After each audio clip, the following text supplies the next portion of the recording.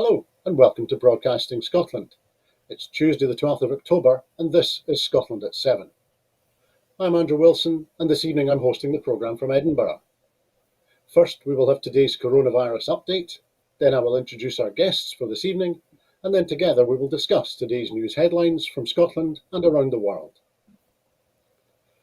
As of 2 p.m. today, since the start of the pandemic, a total of 3,279,731 people in Scotland have been tested through the NHS Scotland labs and UK Government regional testing centres.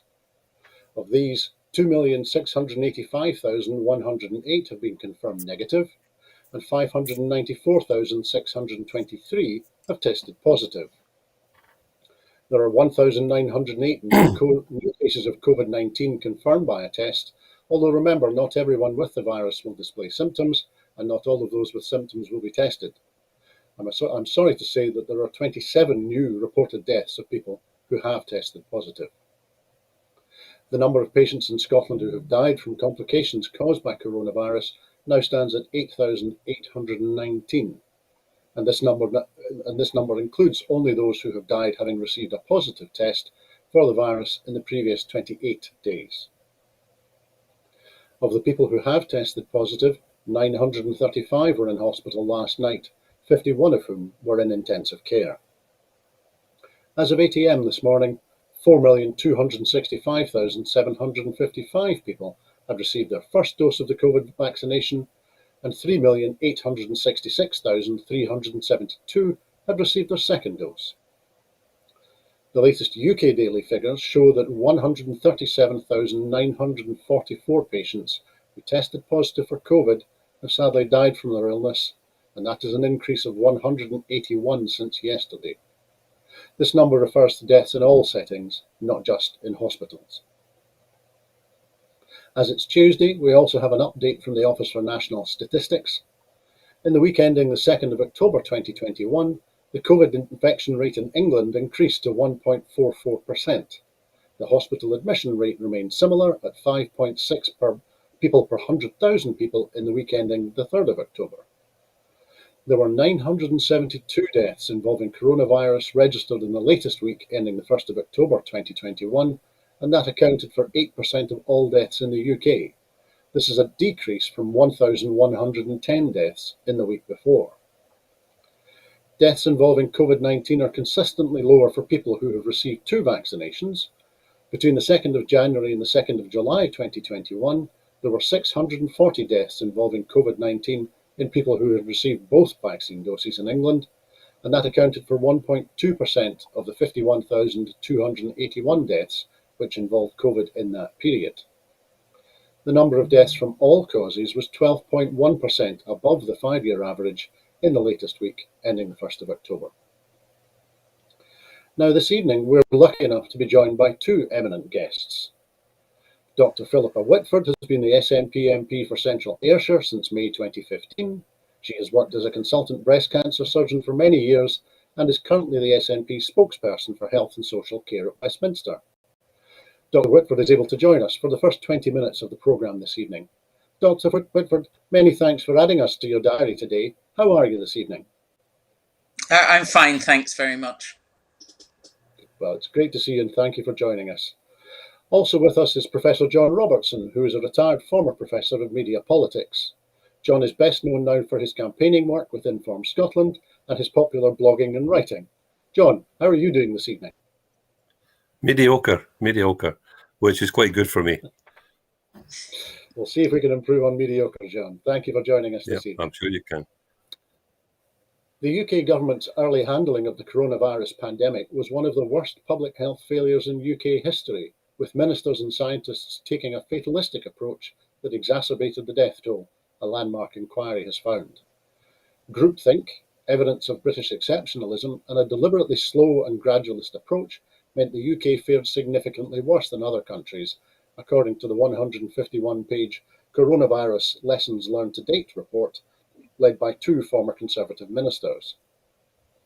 The crisis exposed major deficiencies in the machinery of government, with public bodies unable to share vital information and scientific advice impaired by a lack of transparency, input from international experts, and meaningful challenge. Despite being one of the first countries to develop a test for COVID in January 2020, the UK squandered its lead and converted it into one of permanent crisis.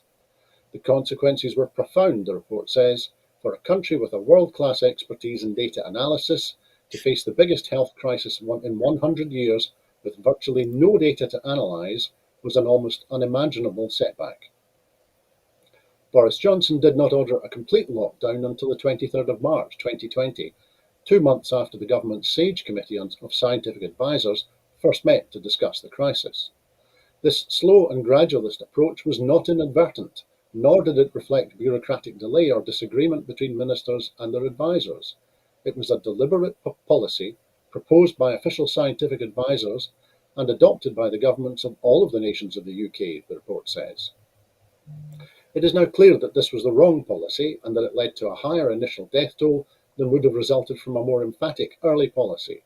In a pandemic spreading rapidly and exponentially, every week counted. Decisions on lockdowns and social distancing during the early weeks of the pandemic and the advice that led to them rank as one of the most important public health failures the UK has ever experienced, the report concludes, stressing this happened despite the UK counting on some of the best expertise available anywhere in the world, and despite having an open, democratic system that allowed plentiful challenge. The report from the Common Science and Technology Committee and the Health and Social Care Committee draws on evidence from more than 50 witnesses, including the former Health Secretary Matt Hancock, the government's chief scientific and medical advisers, and leading figures from the Vaccine Task Force and NHS Test and Trace. These committees only looked at the UK government's handling of the pandemic and did not cover the devolved administrations, although the pressure from the UK government to follow a four nations approach did influence and constrain some decisions made in Scotland, Wales and Northern Ireland. The SNP MP Carol Monaghan, who sits in the House of Commons Science Select Committee, said, "Every government around the world will have lessons to learn about the handling of this pandemic. The difficulty for Boris Johnson is that he repeatedly ignored the warnings and took decisions that flew in the face of the evidence, encouraging people to shake hands, refusing to support mask wearing, pressuring workers to go back into the office prematurely, failing to introduce border controls, and being too slow to introduce COVID restrictions." Now, Philippa, I'm minded that this 151-page report has only been published today, and neither you nor I have had the chance to read it and analyse it in particular detail. However, I've looked at some of the conclusions which are helpfully broken up through the report. And what we might do is we'll look at a few of these conclusions and discuss them with both you and with John, if I may. So firstly, thinking about the NHS, and I appreciate, obviously, we understand that the NHS in England and in Wales and the Scottish NHS are not the same organisations. However, the report concludes that the NHS responded quickly and strongly to the demands of the pandemic, but compared to other health systems, it runs hot, with little spare capacity built in to cope with sudden and unexpected surges of demand, such as in a pandemic. So, Dr. Whitford, do you think there's a prospect that we'll be able to action this conclusion, or is it likely to be too hard or too expensive, given the pressures that the NHS is under every day, COVID or no COVID? Well, I think all four NHSs across the UK do run hot in that there's not a lot of additional unused capacity sitting around, which sometimes does exist in other countries due to completely different models, particularly commercial models, etc., where they often have capacity. What we did see was that excellent response, but it's starting from different positions. I mean, the kind of bed ratio in England per head of population is just over half what it is in Scotland. So even at normal times, they are often running closer to 100% occupancy, with literally someone out of a bed and someone back into a bed. So England does run hotter than everywhere else, but that's not something that's going to be easy to change when the NHS is going to spend the next couple of years actually trying to catch up the backlog.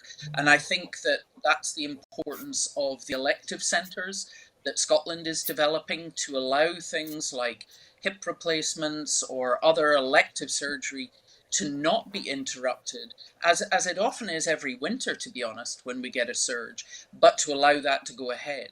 And that capacity will help with catching up the backlog.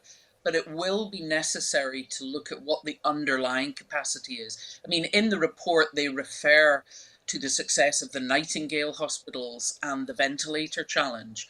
But in actual fact, the Nightingale hospitals in England were hardly used because you need the staff. And the ventilator challenge, there wasn't a need to invent new ventilators. You just had to increase manufacturing of the types that we already use. So there was actually quite a lot of squandered energy around that. But the NHS itself responded incredibly in mobilising both the staff that existed in the NHS, but also welcoming staff back to the NHS. People like myself who returned to the NHS in the first wave had our registration recognised. There were many thousands of nurses, doctors, and also students who volunteered to step forward, and that was certainly the NHS at its best. Thank you, Philippa. And John, thinking for a moment about the Four Nations approach there, is it reasonable to say that the media, both nationally and in each of the Four Nations, has reported the handling of the pandemic, in particular at the beginning of the pandemic, has handled it in the same way, or are we seeing differences across the UK and across the Four Nations? Well, I think we see the same differences we have seen for years with other issues. That BBC Scotland and the Scottish mainstream media adopt a confrontational and demonising approach, so that any health issue is turned into a weapon to attack the SNP with. I mean, as Philippa has mentioned earlier in discussion, that BBC Wales doesn't do this kind of thing, and it's true that Northern Ireland and to a lesser extent BBC England don't either. I mean, it's fairly clear that the Scottish system performed better. I mean, I accept entirely what Philippa was saying about it running hot too.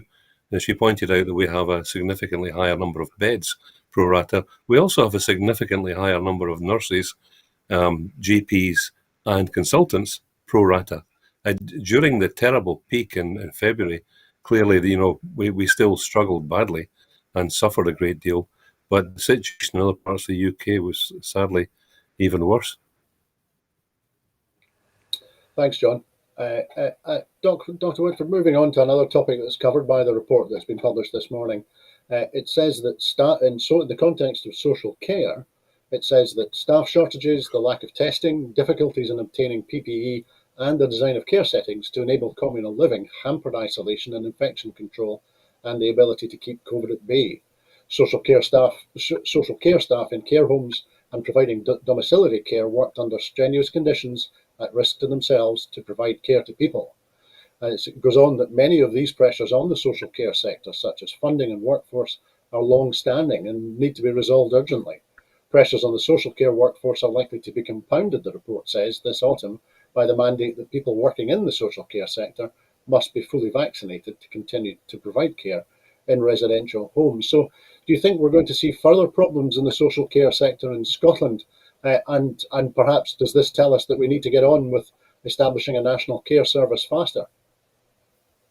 Well, just on your last point about the vaccination, I mean, in actual fact, in Scotland, we've had virtually 100% of care home staff have been vaccinated and almost 100% of care home residents. And that happened very early in Scotland because we focused on that group, which was the JCVI, the Joint Committee on Vaccine and Immunisation recommendation, was that the biggest vulnerability was in care homes. And Scotland focused on that right from mid-December when we got access to the Pfizer vaccine. And what you saw was care home deaths in Scotland started to drop already in January because of that. So Scotland hasn't mandated that people should get, a legal mandate that care home staff need to be vaccinated, because both through tackling disinformation and providing the vaccines to staff at the same time as residents has resulted in that really excellent take-up. In England, that wasn't the case, and there were care homes reporting that their staff were struggling to get appointments. They were being offered appointments many miles away, and care home staff are often not well paid. So to be told to take time off work and to pay to travel many miles to get to a drop-in centre is not really the way to get good vaccine uptake. So we've already had that. I think at the start, there's no question that people recognise that social care has been, if you like, the Cinderella of the kind of health world. And there was not enough understanding, probably within the political sphere, but also within the NHS, of exactly these problems that would be faced in care homes. Many care homes are houses. You know, they're not designed to be scrubbed down, they're not designed to make isolation easy.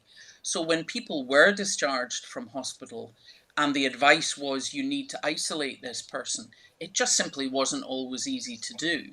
Now in Scotland, the NHS started to provide PPE to care homes.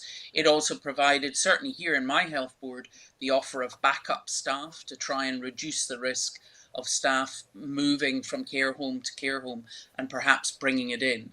But I think both to some extent the discharges from hospital, but probably a bigger extent would be both staff, visitors and patients coming into care homes at a time when we didn't have access to testing and therefore didn't recognise that people with no symptoms or very mild symptoms might actually be carrying COVID.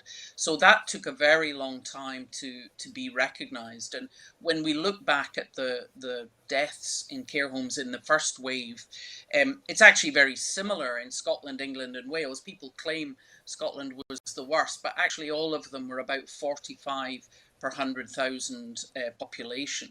That went down almost by half in the second wave because of lessons that were learned in putting in that extra support, PPE, infection control teaching, and general support to the social care system. But I would totally agree that going forward, this has been a wake-up call, I think, to everyone with an interest in social care, that things need to be done differently. And I think the Feely report, which the Scottish Government commissioned in the autumn, obviously talks about valuing social care as allowing people to participate in society, stop seeing it as just a burden and a cost. And if you do that, then you're more likely to invest the quality in workforce, in staff, in facilities that it actually requires. So I do hope that we move forward as quickly as possible to the vision of a national care service. Thank you, Philippa. John, turning to you, the report also talks about the issue of national exceptionalism, with the report noting that the UK was an outlier internationally, and also that the UK's policies would only change abruptly and only once multiple people within government and its advisors experienced what are called simultaneous epiphanies that the course that the UK was following was wrong, possibly catastrophically wrong. And I'm struck that the report highlights the UK's failure to learn lessons from other countries, in particular those in East Asia, which had experience of SARS and MERS. The committee notes that the UK's approach was particular and in some respects exceptional, but not in a good way. So East Asia followed their public health playbook and treated COVID like they had treated SARS. Do you think this is evidence of exceptionalism in the groupthink in Westminster or in Whitehall? Yes, I think it is. I think that ideology underpins a great deal of this. We have in the UK government a collection of private schools, essentially, often with degrees in classics and various other kind of imperial era subjects. And the fact that they don't seem to really have much respect for experts from other countries, or even maybe from experts in their own country, and the fact that they certainly don't have any respect for experts like, let's say, Professor Schreeder, it's not a surprise. You know, we have a government in Scotland, which at the time of dealing with the crisis was headed up with two women educated in the state sector who had, worked tremendously hard in their careers and who actually know something about the world.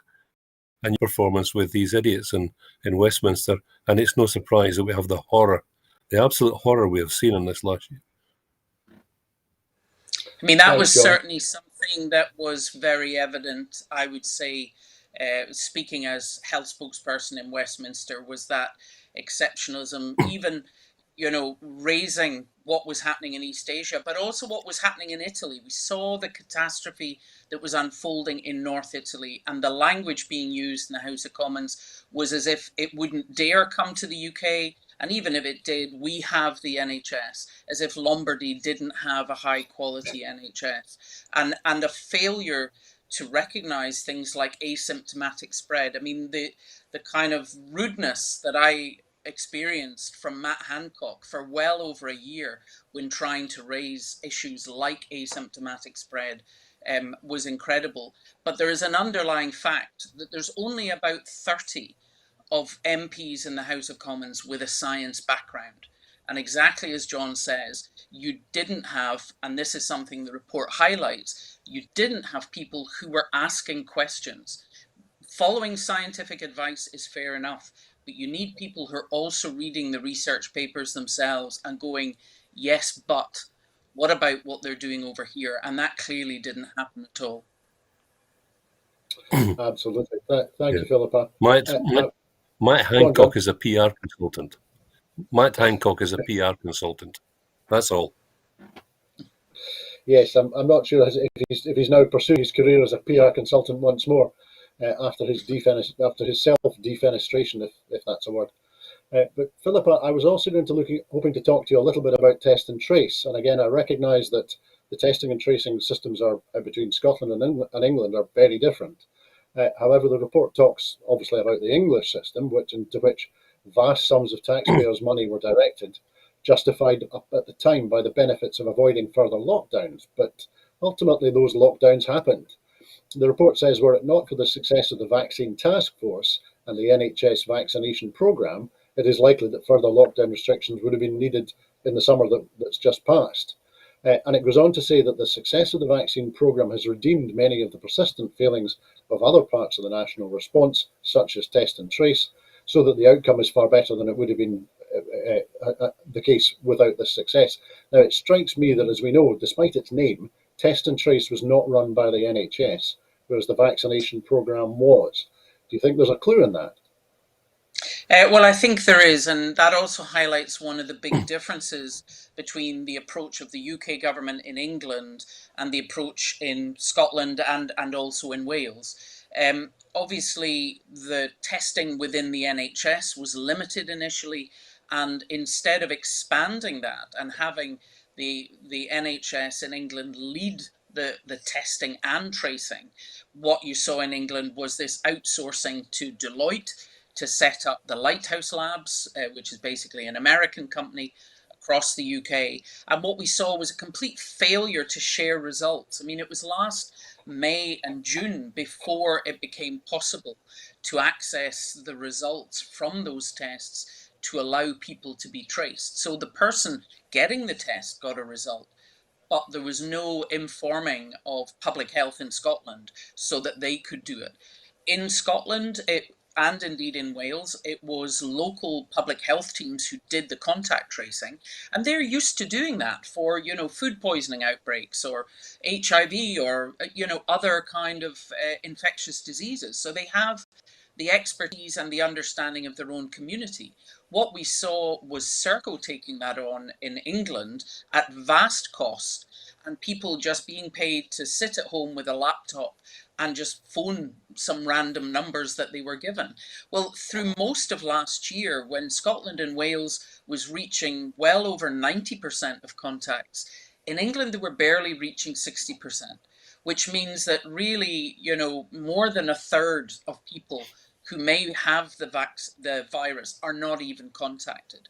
And the thing is, it's test, trace, and isolate. And if you're going to isolate people, you have to support them. So even people who got a positive test, there were quite a lot of surveys and research from King's College and others showing that people weren't isolating because they couldn't afford to. And therefore, initially there was no payment. Later it became £500 for the 2 weeks, but that's less than minimum wage. Other countries actually paid people their normal rate as if they were going to work. And that was a failure. That is a way that you can control any epidemic. And that failed early on. And in England didn't even start to come good until almost the beginning of this year, when, as they say in the report, the vaccine drive was actually becoming a bigger part of the COVID response than test, trace and isolate. Thank you, Philippa. Now, I'm absolutely clear and absolutely sure that we could discuss this report and the future inquiries into the response to COVID for a very, very long time. And in particular, to have both of you here this evening as guests would make that conversation particularly informed and informative. However, there is some other news today, so I think at this point, what we'll do is we'll move on to some more stories.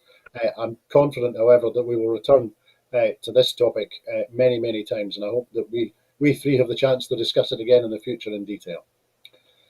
Thanks very So we'll much. move. Thanks, Philippa.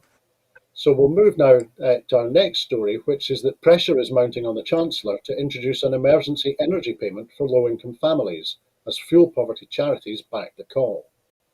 Alan Brown MP said millions of families would face the choice between heating or eating this winter if the UK government fails to introduce a new payment to mitigate against soaring energy bills, Tory cuts, tax hikes, and the growing cost of Brexit.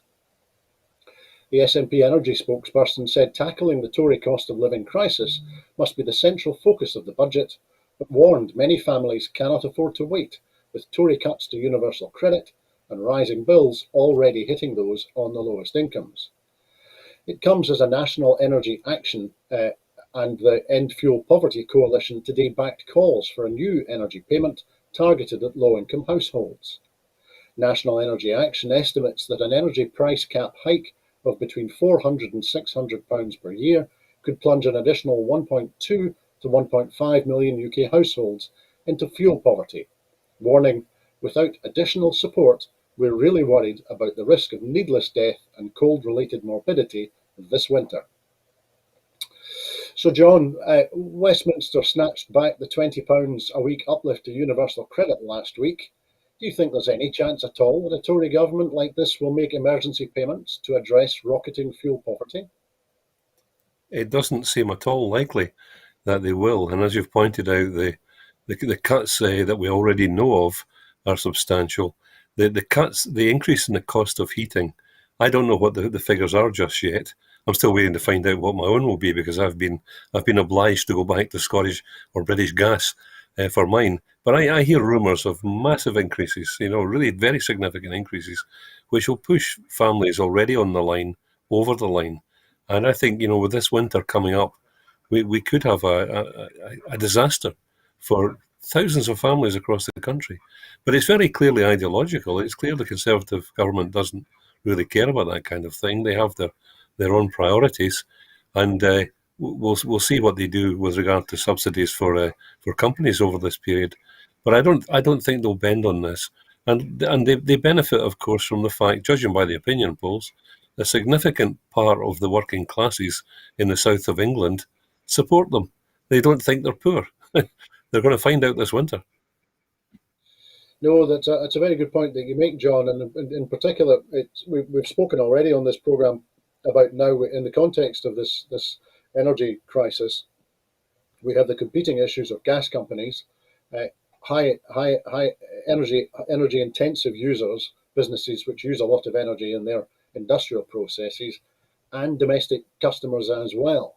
Now, to me, the statement from National Energy Action implies that they think that the domestic energy price cap is going to be increased before the winter. Now, the next planned review of the cap is April next year. So, does this suggest that National Energy Action think that Kwasi Kwarteng is going to bail out the energy companies by allowing them to pass on even greater price increases now? It's looking as if there's a civil war going on in the cabinet over this particular issue. I mean, Kwasi Kwarteng might well think that that's something that should happen, but it's not clear that the Chancellor will allow it to happen.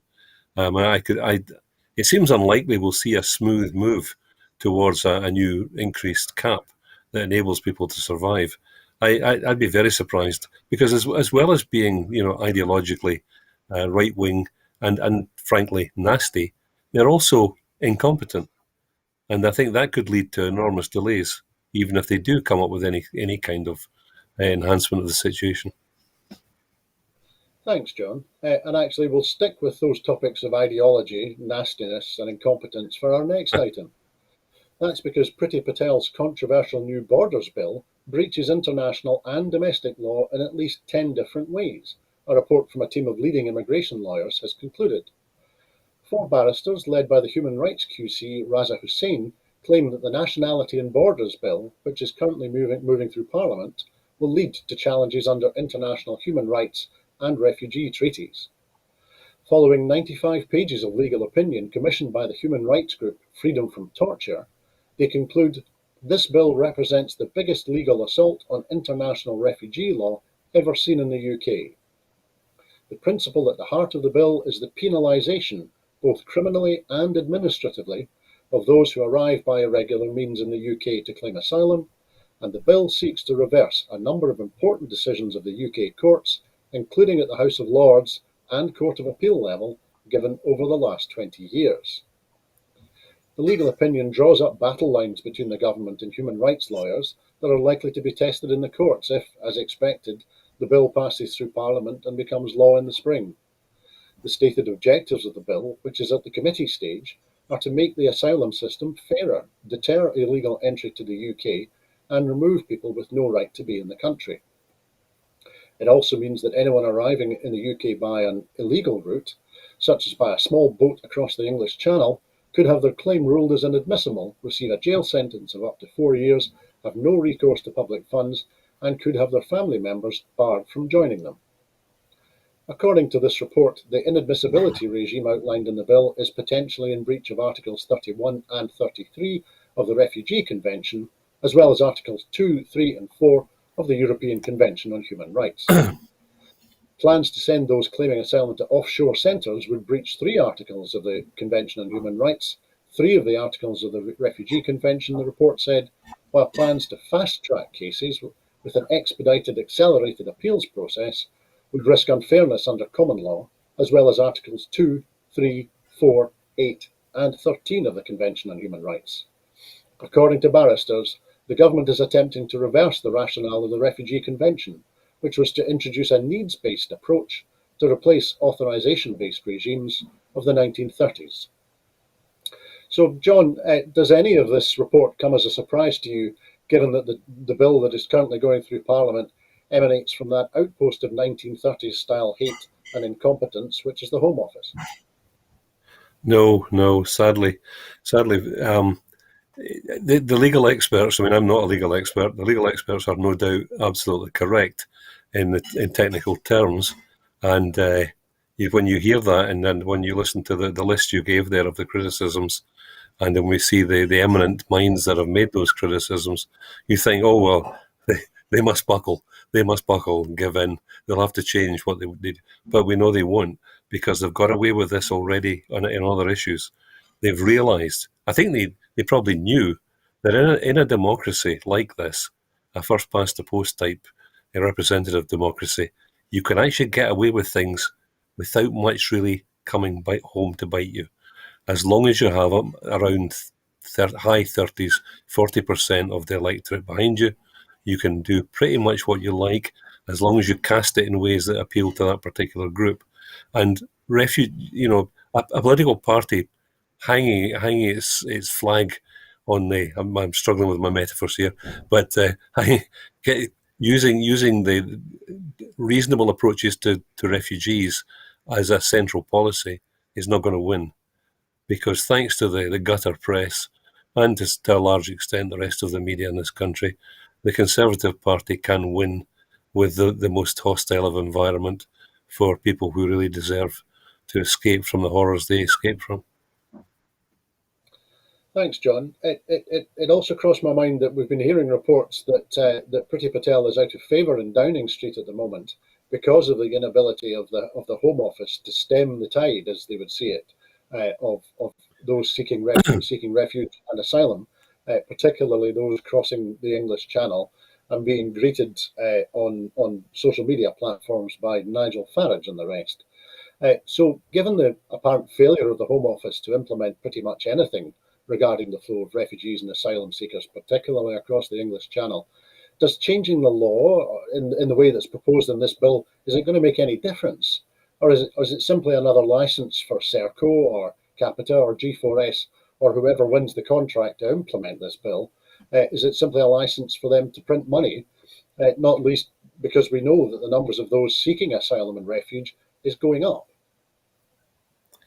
Well, I mean, it wouldn't be the first time that the development of legislation was mere window dressing for a regime which plans to do what it plans to do regardless of that window dressing. So it does have a look of that about it.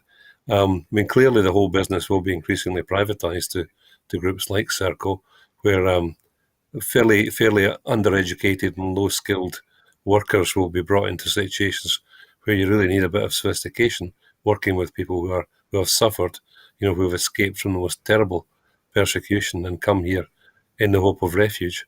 Um, I'm, I'm coming across as extremely negative tonight, but I'm afraid it's quite difficult to be otherwise. This this government knows that it can keep on pushing, and it knows that the Labour Party, the only potential opposition of any scale, is scared of seeming unpatriotic, and they know that they can present them as such. And so, under Starmer, there will be no opposition to this horrible, hard regime that we see in Westminster. You know, for us, there is only one way out, and that's out. Absolutely. Thanks, John. We'll continue looking at migration and asylum seekers, but in a different perspective than from a Scottish perspective now, because migrant families to Scotland could be better supported by a series of changes to UK government immigration rules, an independent expert group has said.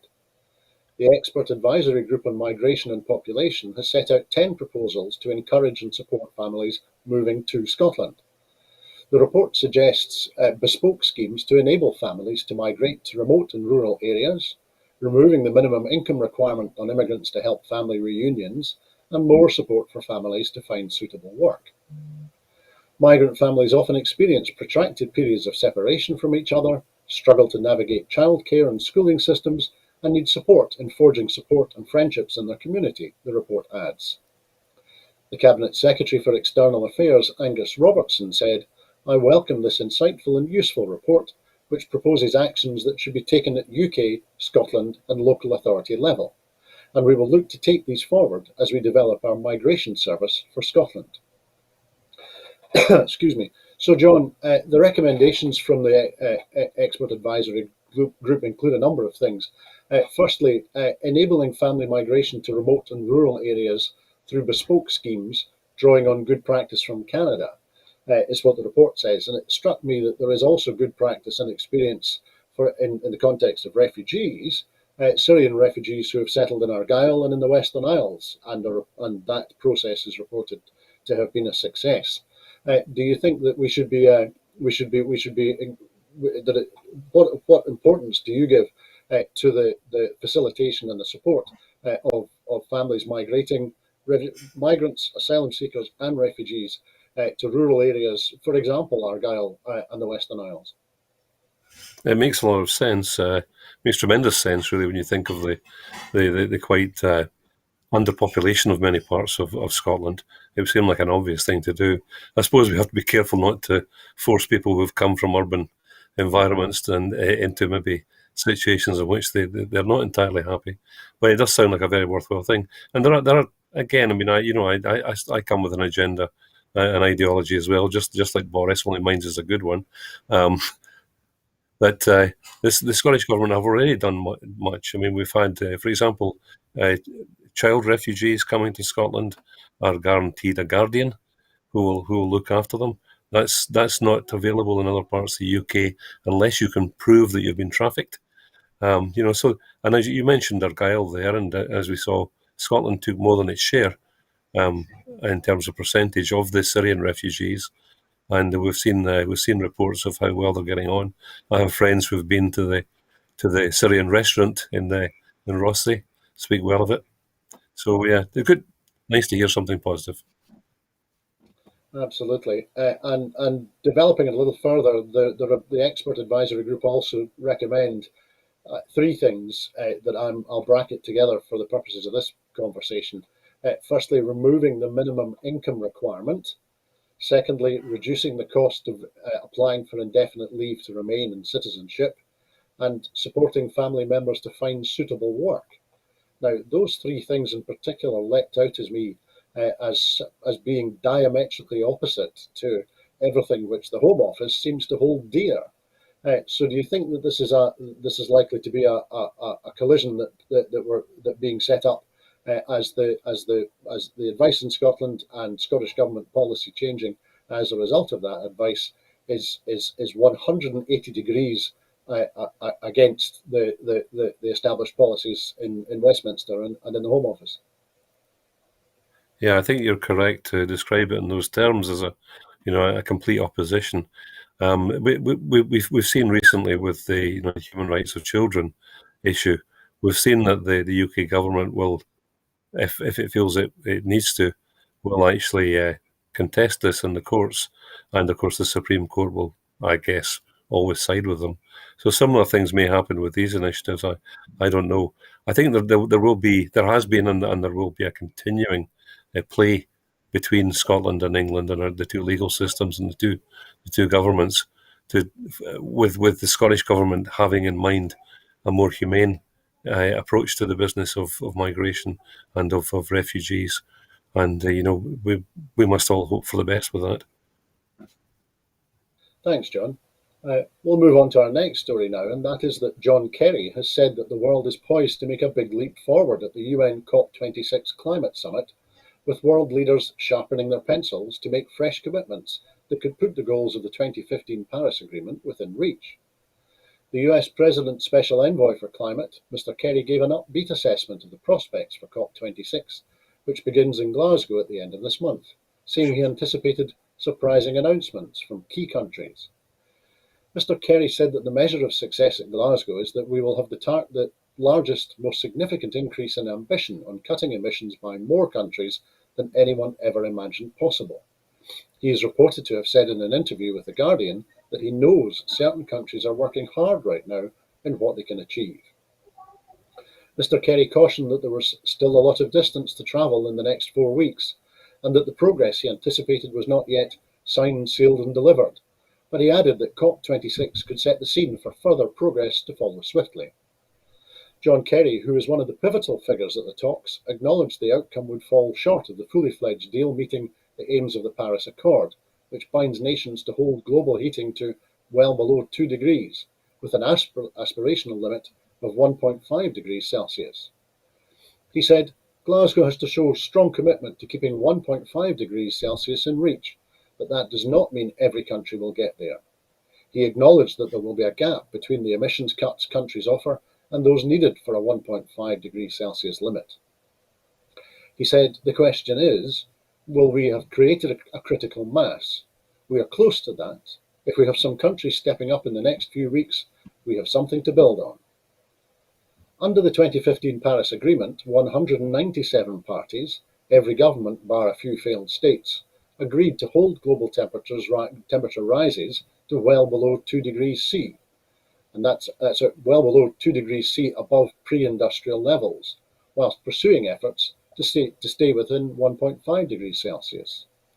But the commitments governments made on cutting emissions at Paris, called Nationally Determined Contributions, or NDCs, were too weak and would lead to more than 3 degrees of heating, so countries also agreed to return every 5 years to ratchet up their ambitions.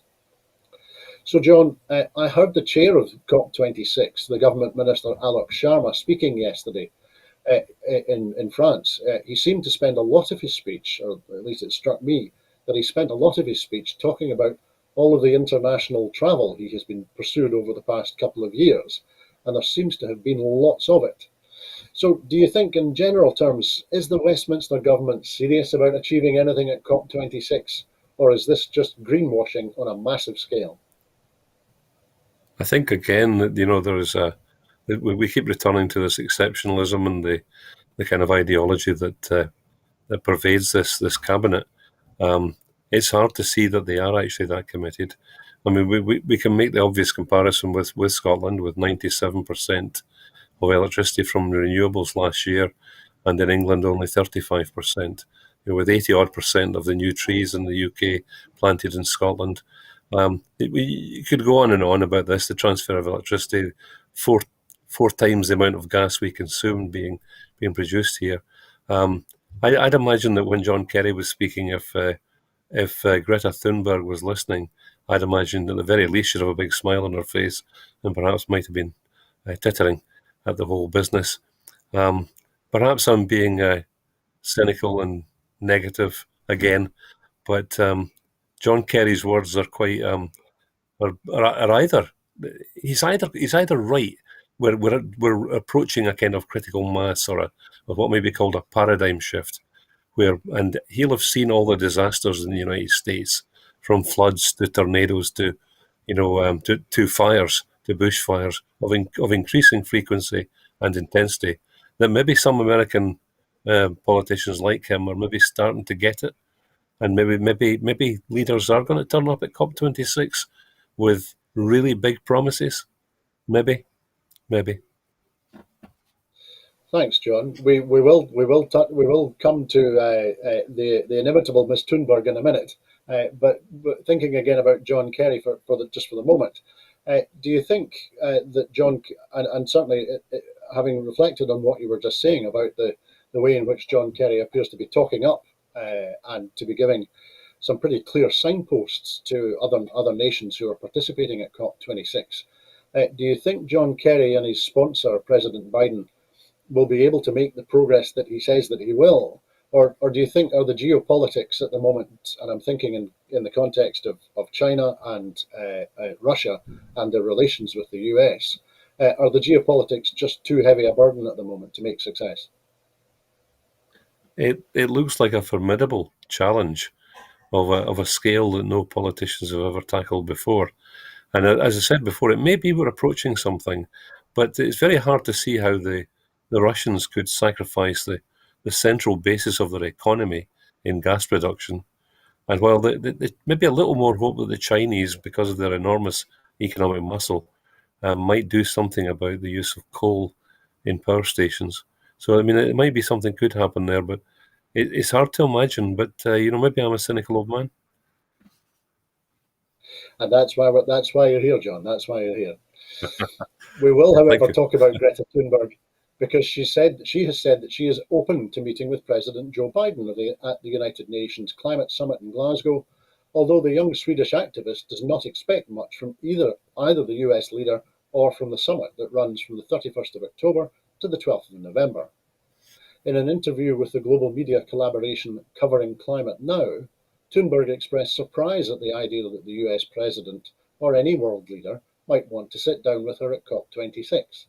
But she did say that she was open to the possibility if asked. I guess that will depend on the situation, she said. I don't see why these people want to meet with me, but yeah. A week before she entertained the question about whether she would meet with Biden, Thunberg had accused the US president and other world leaders of offering pretty words but no real action on climate, only blah blah blah in a speech to the Youth for Climate Summit. So, John, thinking from your perspective, talking about politics and the media, should President Biden meet with Greta Thunberg, or should Greta Thunberg meet with President Biden? I don't have a strong opinion on that, but I would have thought it would be a mistake for Biden to meet with her. I don't think Biden would come out of this well. I think he's ill-matched he's not tremendously convincing most of the time, and she doesn't hold back. I would think it would be, it'd be like Cassius Clay, Muhammad Ali's first fight. I think she'd take him out quickly. Absolutely. So, given that, but thinking more widely, and we've been hearing about the Youth for Climate Summit and its preparations to be contributing to COP26. Do you think young people will be listened to at COP26 and afterwards? I think young people will be listened to if they'll turn out and vote. I mean, it still remains a serious problem, obviously, for the independence movement here.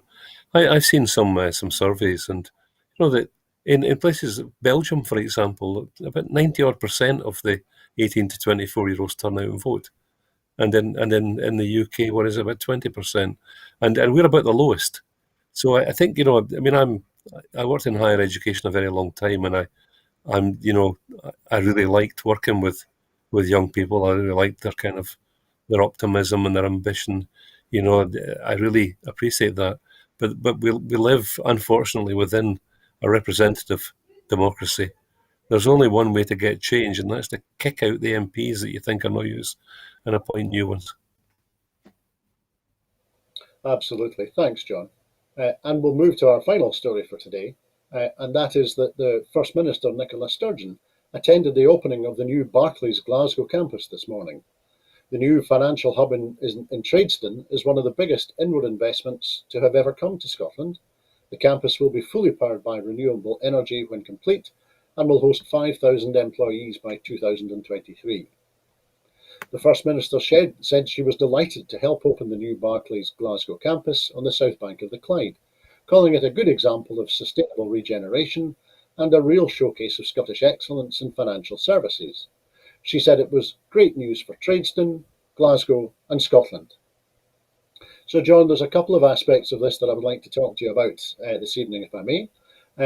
Firstly, I walked through the South Gyle Business Park in Edinburgh earlier today. Now, you know the sort of place, lots of glass boxes occupied by banks. Now, on one avenue, every single building was either empty or to let after COVID. So do you think, is this campus in Glasgow going to end up a white elephant after COVID? Well, the Black Death in the 14th century changed. It radically changed the world, the way people lived and worked.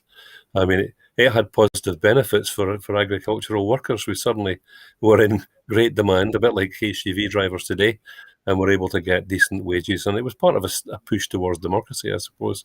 I think, as you correctly point out, there are some worrying signs here about investing in that kind of infrastructure, offices.